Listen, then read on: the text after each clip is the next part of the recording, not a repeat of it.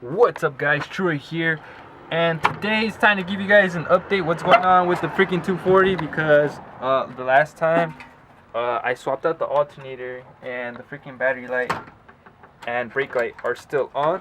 Close this real quick. Come on, close. Alright, cool, it goes. But yeah, I'm just gonna give you guys an update because this is like a weird symptom. This is like I never seen this before. So let me know in the comments down below if this has ever happened to you, because this is actually the first time that this happens to me. Alright, so I have my multimeter hooked up. We have the red for positive and black for negative, and we're gonna switch the multimeter to DCV 20. Let me see if I can focus it. So we're gonna go all the way to 20 DCV, and we're reading about 12.5, so that's normal for a battery. Now the weird symptom is when I start the car, the battery or voltage on the battery stays at 12.51, but when I give it a couple revs, that's when the alternator starts charging the battery. So I'm gonna go ahead and start the car.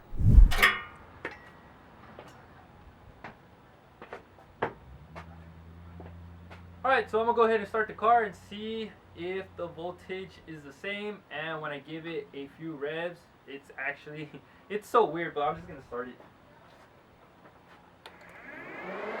Fans kicked on.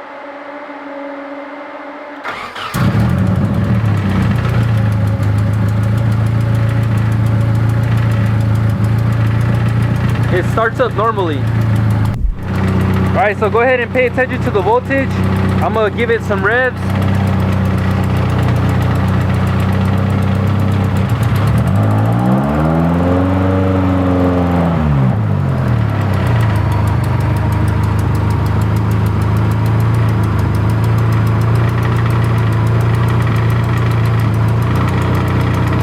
So this is what I'm actually talking about. It looks like it's a little high. It's supposed to be at 13, but it's just jumping up and down. So my alternator is tucked in there. You guys already know where the alternator location is at. The ground I mounted was right here. This is the cable for the alternator. This is the ground. So what I'm gonna do is I'm gonna disconnect this ground, and I'm gonna connect it under the fuse box. The fuse box has a screw under, like 2 screws. I'm gonna go ahead and connect it there because it's like bare metal and it's from the chassis. So I'm gonna go ahead and do that, and hopefully the multimeter voltage changes, and hopefully my battery light turns off, because this is the only weird symptom that's happening with the car, is that I start the car, the battery reads at 12.25, then if I give it a couple revs, then the alternator starts charging the battery. So I'm not sure if the battery is bad or I just got a bad alternator, but we're gonna go ahead and do that. I'm gonna go ahead and disconnect it, and I'm gonna run this wire on the bottom of the fuse box, and hopefully this solves our problem, because I feel like this is not getting a good ground. I even cleaned it up too. But we're gonna tuck this wire all the way to the bottom of the fuse box. Now I just have to go under and actually tie it down. I'm gonna go ahead and put the screw back though. That way I don't lose it.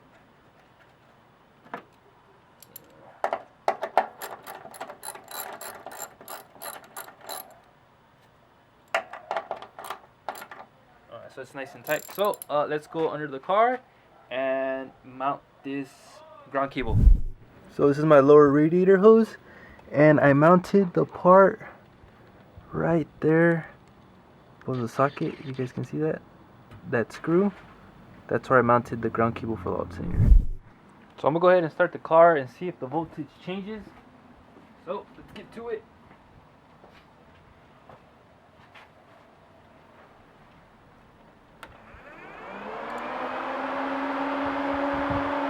Three, 2, 1.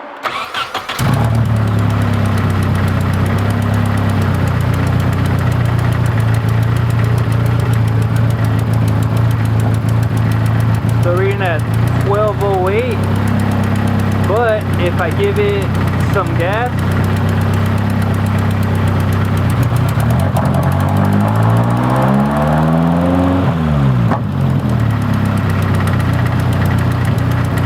reading at 1207.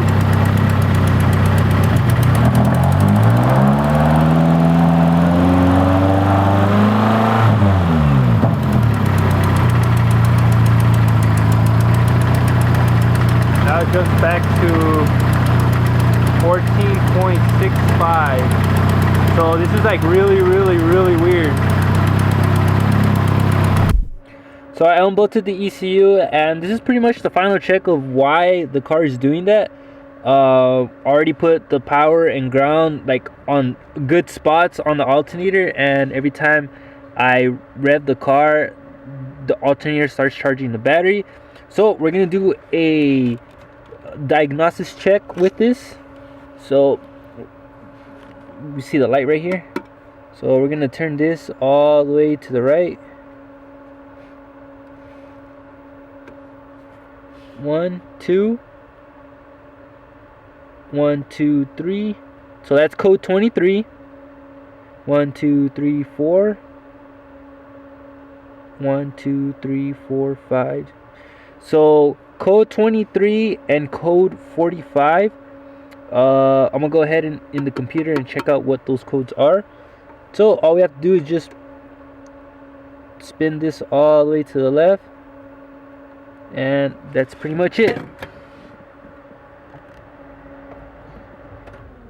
Okay guys, so I'm at my computer and we're gonna search up the KA24E ECU codes and see what number 23 and 45 is. So go ahead and press enter, and it says ECU check engine light. Go ahead and press that.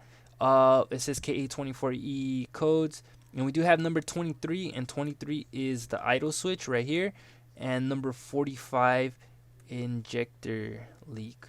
So we have an injector leak and a idle switch problem. So to make sure what the idle switch is, they might be two separate parts. It might be the idle switch or the TPS sensor, but I just want to make sure if it's just one full part. So I'm gonna go ahead and put KA24E code 23. Go ahead and hit that. So we're gonna go right here, search code 23 idle switch, code 45 injector leak.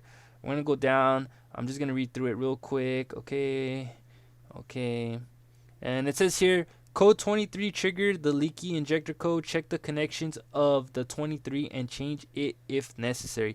If you have a blown injector or an injector that's stuck open or shut, then code 45 would be prevalent. Okay, so we're gonna keep going down. Okay, so sideways says your idle switch is a part of the TPS sensor. You're going to have to change the TPS sensor. Look into one of your cylinders for a pool of fuel, though I seriously doubt you have a leaky injector. So if you guys haven't been following me, my TPS sensor is actually broken, so I'm not sure if some dirt or debris got in there, but I wouldn't know if this is the reason why the battery light's turning on. So I'm gonna go ahead and just order a new TPS sensor and get all of that stuff, get it out of the way, and hopefully that fixes the problem. Alright, so this is like the weirdest thing that I have to like figure out. So code 23 was a idle switch problem, and code 45 was a injector leak problem. So my question is, why is it that when I have to rev up the car, that's when the alternator kicks on, but when I start the car normally, the multimeter reads it at 12 volts where it's supposed to be at 14 volts when it's warmed up and stuff like that. So when the car's warmed up, it still stays at 12 volts. So I don't know if the TPS sensor has to do something with it for it to trigger the light on. And I'm really confused, because I'm actually just gonna buy a new TPS sensor, because the other one that I have in my car is actually cracked. You can see the internals, and I'm pretty sure dirt and debris got in it.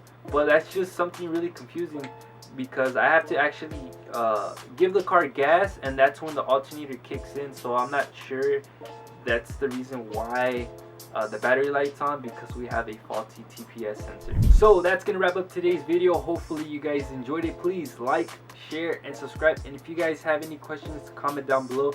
But seriously, let me know if the TPS sensor has to do something with the battery light. where we read it with a multimeter, it reads 12 volt. We start it normally and it still reads 12 volt. We give it gas, then it bumps up to 14 volts where it's supposed to be at. And yeah, it's weird. Maybe the TPS is telling the ECU that the alternator, when it's idling, the alternator is not charging the battery, so it might be a faulty TPS sensor. So I don't know, let me know in the comments down below, because I'm really scratching my head and hopefully I can figure it out. But like always, I'll see you guys on the next video. Later, guys.